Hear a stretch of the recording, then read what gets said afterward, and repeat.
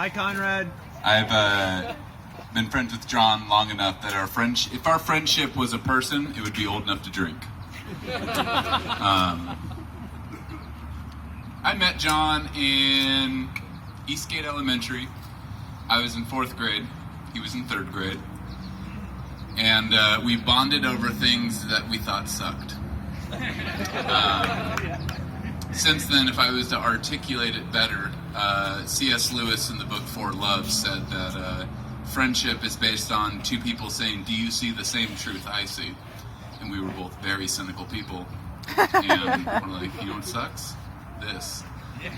We talk about music. We talk about relationships. We talk about everyone in the elementary school directory. But there was a time before I actually met John where I had known about him. We went to the same church before that.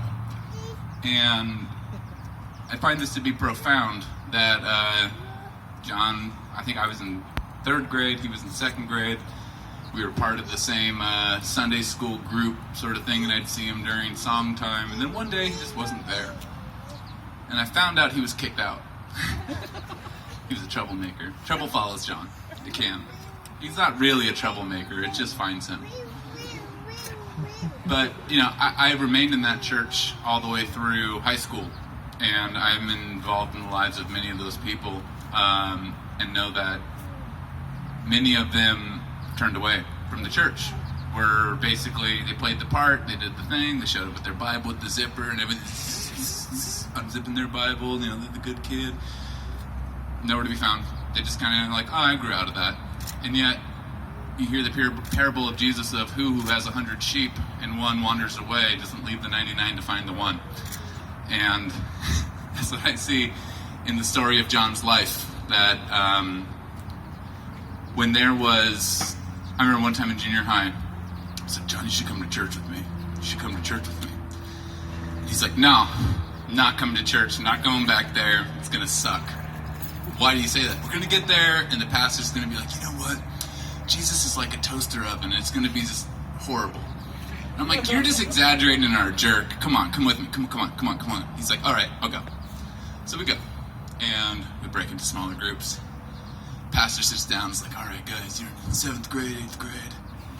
Just want to read some scripture." He's like, "You know, Jesus." I'm like, "Oh, no. Oh, no. Jesus is like an alarm clock." And John just slow turns, just, and it just like, I was like, I felt failed by the church. And that's not to put John down or say, "Oh, he just makes fun of things." It's when John makes fun of things, it is the fact that he has an undying desire for that which is authentic. That's never changed about him. If it's not authentic, he knows. He knows right away, like, that's made up, that's a gimmick, that's not good. It's incorrect.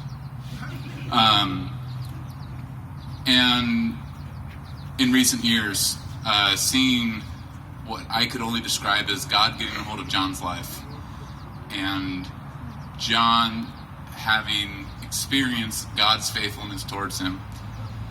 Something I wanted to share, it's from the Psalms, Psalm 57.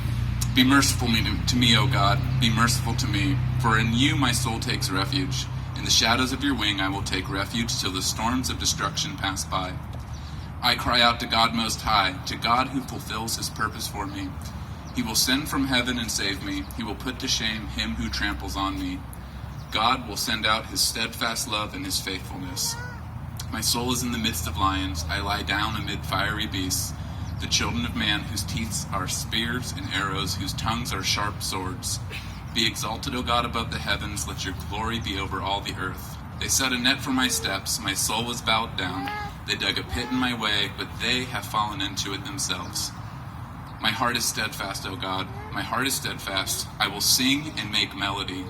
Awake, my glory. Awake, O harp and lyre. I will awake the dawn. I will give thanks to you, O Lord, among the peoples. I will sing your praises to you among the nations.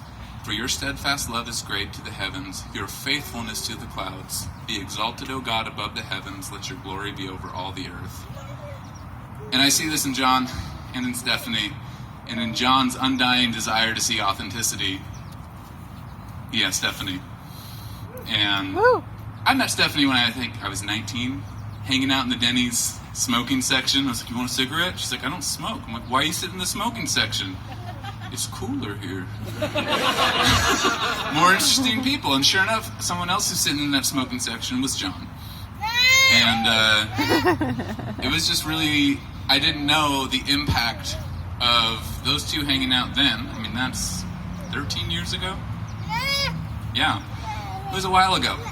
But the faithfulness of God towards you, you are not called to success.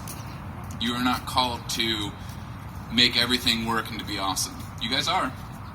I think you will be successful in everything, but a desire to faithfulness towards each other, faithfulness to do what is set before you well. You have found an authentic woman. Mm-hmm. Yeah. She can go toe-to-toe with you. You do not have to worry. Your heart can trust in her. Mm-hmm. And I am so thankful that you are with this guy. Woo! Woo! He needs you.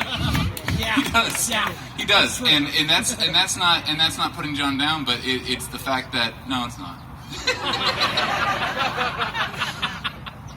All this to say that faithfulness is a response to the grace of God. Your guys' lives, if you know the hymn, Come Thou Fount of Every Blessing, to tune my heart to sing thy grace. The tuning of your heart is going to be difficult. It's going to not feel comfortable because you're going to be stretched in ways that you have not been stretched. But then when life strikes you, instead of garbage coming out, instead of just noise and a mess, it will be a beautiful tone. When life gets hard, that is when things will sing out in your life. And I believe that you guys are set up from the beginning to be a witness to that, to be a witness to what a beautiful marriage can be. So, to John and Stephanie, raise your glasses if you have them. Love you guys.